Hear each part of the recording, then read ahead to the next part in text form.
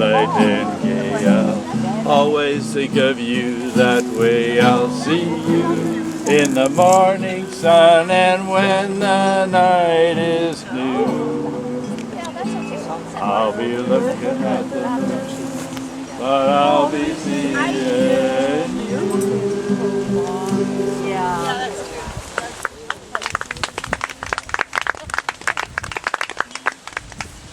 Just a little, what's it called, housekeeping. We have had to tie these up with extension cords because they were blowing. When we set this up for rehearsal, there wasn't a drop of wind. So that's why it looks so strange. And this next play is quite strange. It has a very funny title, The Cat and the Monkey. But actually, it will all come clear to you in the end, I hope. Enjoy.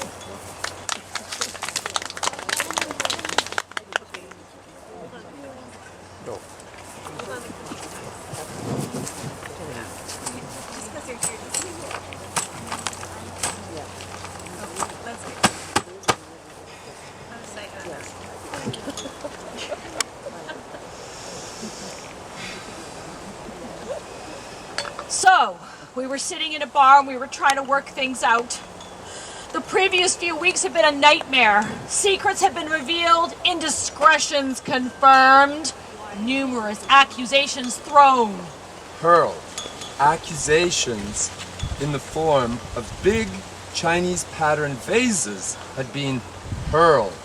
That vase has been nowhere near bloody China. The closest thing that vase has seen was the backlog of, may I say, extremely indiscreet Asian pornography that I once found on your computer. We've been through this. It was a Chinese pattern vase, and I liked it. How do you even know what a Chinese pattern is? Anyway, the proverbial shit had been hitting the fan hard and spraying horrible brown remnants all over everything for the past 3 weeks. We had been urged by respective outsiders to stop shouting, take it somewhere public, and work things through rationally. You can't continue to tell the story, Sophie. This is ridiculous. What do you mean? You keep telling it all wrong. It's just over-dramatized nonsense. Which bit am I getting wrong exactly? I haven't shouted once since this whole thing began. That's because you don't have anything to shout about. I am the injured party. You smashed my $500 Chinese pattern vase into 1,000 little pieces. You paid $500 for that? Really? I liked the delicate blue hue. Look, never mind. If we want an unbiased opinion, both sides need to be discussed. Fine, but I'm telling this bit because you won't tell it right. Brilliant. So there we are, sitting in a bar, and James here looks like he's deep in thought. I take this as a positive sign that he is trying to find the right way to right the terrible wrongs that he's done to me. There have been no terrible wrongs. I ask him what he's thinking. He's looking off in the distance, clearly trying to think of the right way to start his apology. I mean, a simple sorry will no longer do, you see. We've passed that point weeks ago. It takes him a good few seconds to acknowledge my question, as if he wants to let it linger in the air so that his answer will have a more powerful impact. And just as the very core of our relationship is hanging on the balance, he answers with this. I was wondering who, out of that large porcelain cat and smaller but simple equipped pop monkey up there on the shelf would win in a fight. I've gone through numerous scenarios in my head, and while I played numerous scenarios, and while I still can't decide which would be more likely, they both be bloody good fun. Needless to say, that attempt at reconciliation did not work. And that is why we've come here to you. Because you're the only thing that's ever worked in the past. Okay. Why don't we tell her everything from the beginning? And when I say everything and when I suggest the beginning, what I mean is your part in this whole nightmarish charade. Are you blaming me for your infidelity? Don't be so theatrical. It wasn't infidelity. James, you went with another woman. A group of other women. Let's start with your behavior prior to the incident. You mean the adultery? The revelation. Your intolerable insistence to keep in contact with me at all hours of every day was borderline psychotic. Now look who's being dramatic. Ringing me up when I'm about to go out on a job. Oh, please. You make it sound like you're in the mafia. Sophie, I'm a firefighter. When I say I'm about to go out on a job, it's another way of saying I'm just about to go and save somebody's life. You're not always saving lives. You told me that at least 5% of the time they're hoax calls. That is true. However, when you decided to call me at exactly, to tell me you'd gone for a nap at exactly 18 minutes past 1 and had woken up exactly 18 minutes later, was at a time when I was about to go and save 14 factory workers trapped in a fire. We won $100 on that lottery. Sophie! And I decided to put the number 14 in the following week because of the timing of that call. And if I remember rightly, we won $10 on that week's lottery too. Whoa, let's hope for a tragedy a week then, eh? Always involving a different number of people. Only from 1 to 49, of course. My premonitions are a gift, James. And they get things right. They need to be nurtured and shared, not abused and ignored just because you're at work. What's wrong with sharing them quietly in a nice little email that I may or may not choose to file away in my junk folder at any time? You owe me more money than you think if that's the case. That's just the crux of it, isn't it? Because I don't think I owe you anything. If you think that my premonitions are all boring and pointless, you can give me your half of all of the lottery winnings we accumulated on the back of my decision to change the weekly numbers because of my visions. Visions? People want what is rightfully theirs after a breakup, and I want everything that I put into this. You can't be serious. Of course I'm serious.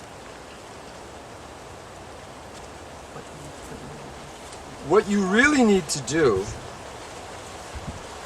is split the tenor out between the 14 workers who were so inconsiderate as to be burning to death at the time of your call, because if that hadn't happened, maybe 14 wouldn't have popped into your head at all. Don't be ridiculous. Sophie, you are difficult. Surely boyfriends in the past have told you this. I can't be held solely responsible for wanting to check out other options. Other options? I am not a pasta dish that you could be easily exchanged if you wake up one day and decide that shells are not a good shape for food. No, a pasta dish isn't normally so bloody awkward. You've clearly never tried to make tagliatelle from scratch before then. What? No, of course not. Why would I? Sometimes the feeling of accomplishment makes for a better meal. Oh, I suppose I can understand that.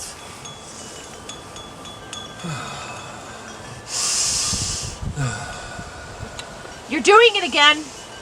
Doing what? Breathing loudly. What do you mean? I'm breathing loudly. I mean, you are loudly breathing. Your inhalation and exhalation of air is happening at an unreasonably high volume. Yeah, Again.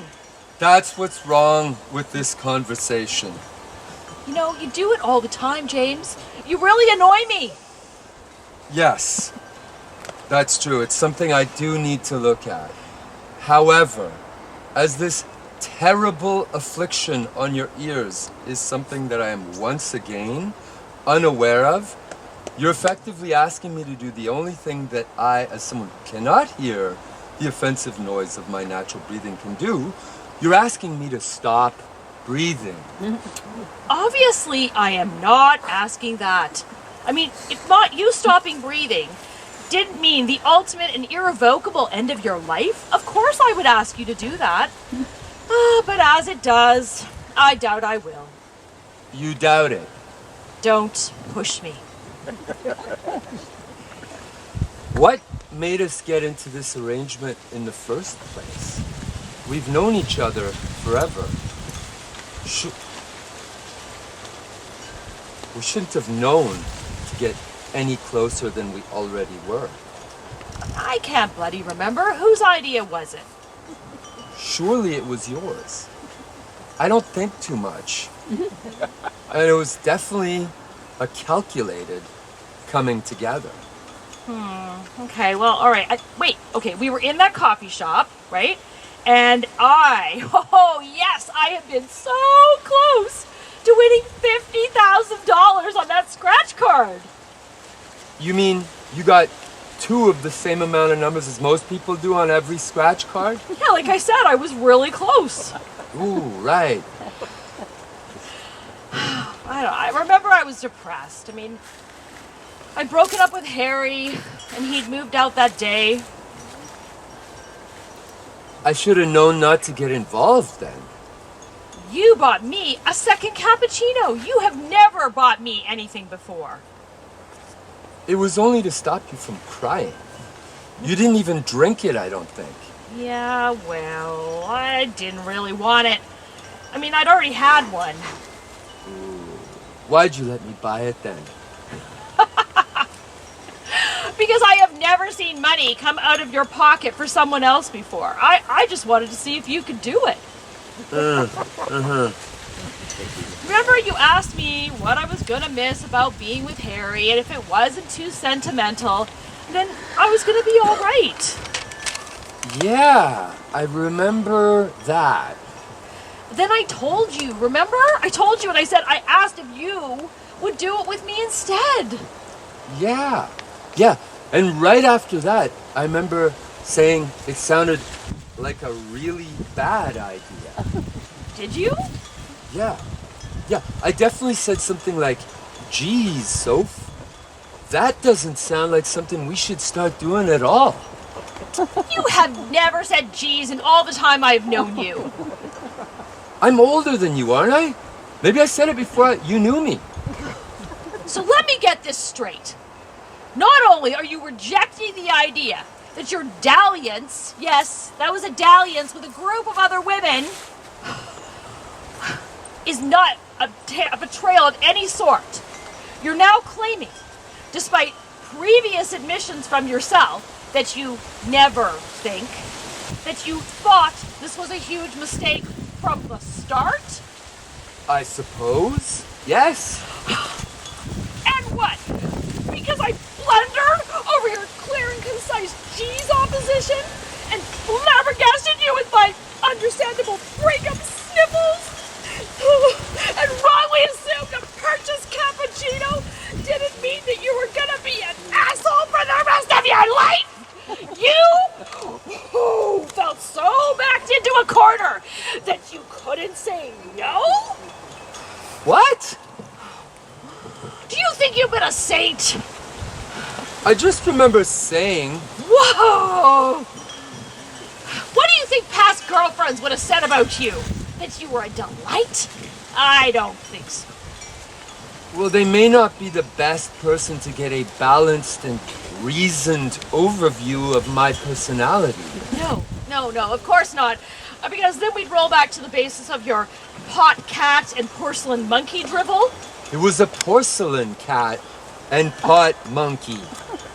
You know, women and men were never meant to get on. I mean, it's not your fault that you are imagining various results of a fictional fight between two inanimate objects at the very time when the very heart of our relationship hung in the balance.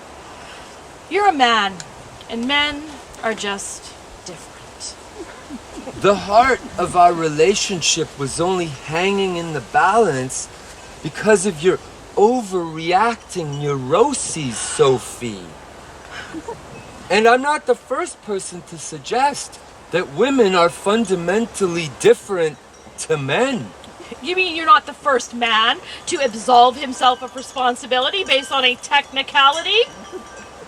Men are from Mars and women are from Venus is not a technicality, Sophie. Bridget Jones swears by it. Bridget Jones. Bridget Jones also swears by large shots of vodka. But a significant number of those would not help blot out your disloyalty. Disloyalty? Please. Why don't we just take a little look at your behavior leading up to the treachery? Oh, come on now. We've been doing it for about 6 months before I realized that I was that was putting in all the effort. What more effort needed to be made? I initiated all the communication. I arranged all of the meets. I was the one who went to the shop to get all the supplies. He never once offered to go. Every time we ever had dinner together, you told me you were on a diet. I thought you'd like the exercise. Oh, are you calling me fat? What? Don't let him fool you. He did nothing. He is utterly incapable of doing anything past the basic fundamentals to keep himself fed, watered, and washed. That's a bit strong, isn't it? And then, of course, I saw him at the top of the corner shop at the top of my road with what must have been the first of many other women. The top of my road. He knows where I live. He helped me unpack a whole truckload of boxes. Yeah, that was a bit reckless. Reckless? Reckless. No. Reckless. Reckless is putting every one of the Indiana Jones DVDs back in the wrong case. What? Are you kidding me? You only have 3 movies. You only have to look in 3 cases. But maybe I don't want to look in 3 cases. I mean, when I've got a hankering for a double Ford and Connery whammy, I do not want to look in the Holy Grail case and be confronted with the disaster that was Ford's attempt to crack out the whip in his 60s. I told you not to buy Kingdom of the Crystal Skull over Raiders of the Lost Ark. I bloody told you.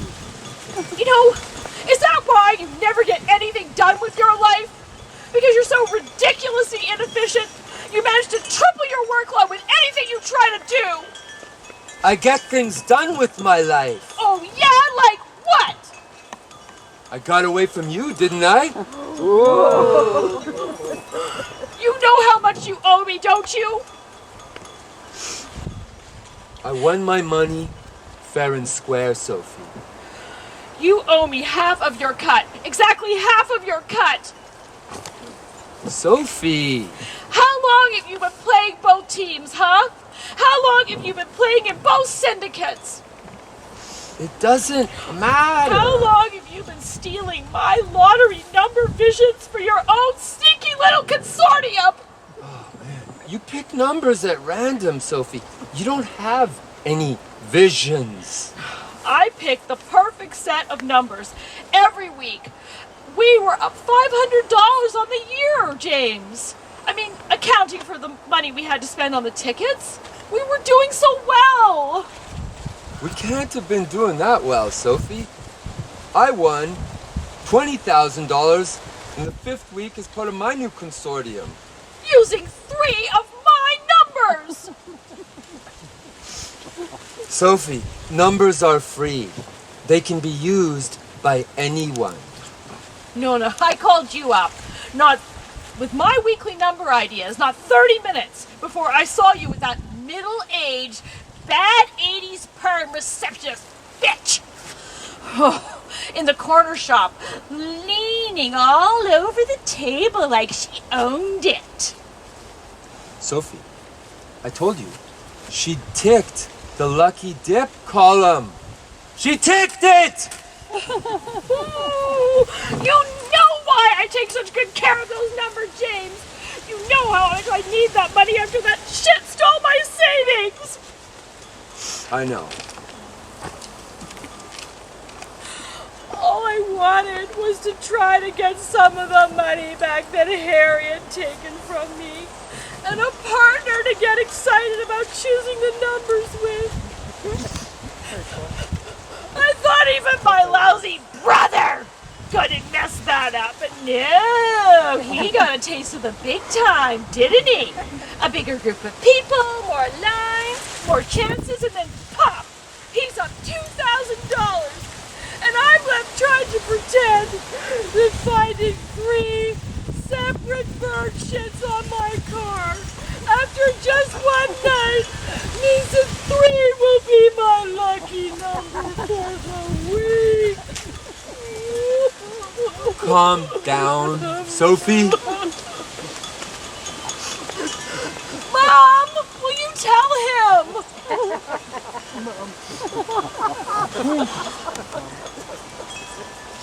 What do you think she would have said?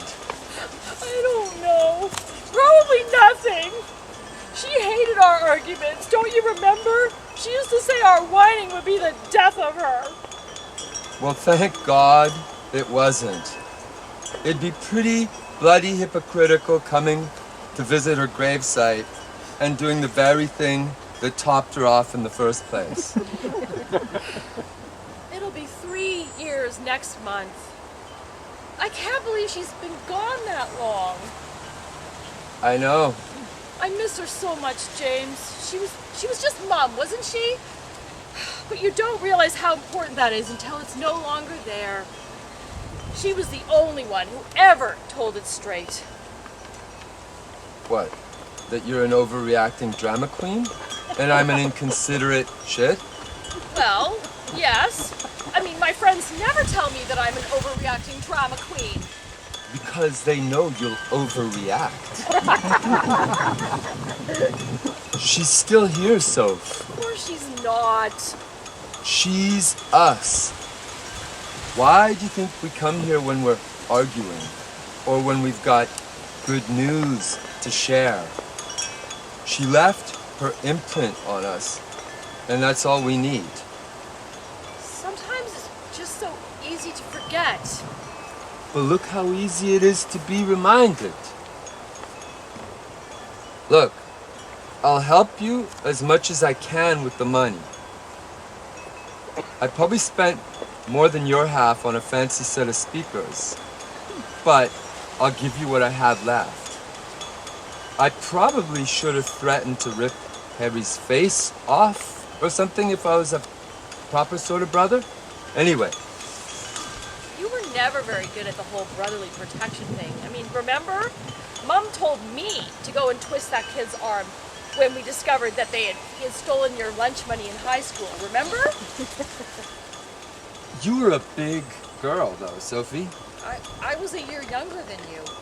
Yeah, but you were a big girl. I mean, a big girl? Yes, thank you. Do you want to start playing the lottery together again? I don't know. I mean, you say she's imprinted in us? What does Mom say? I think she says no. Yeah, I thought she would. Be happy wherever you are, Mom. We miss you.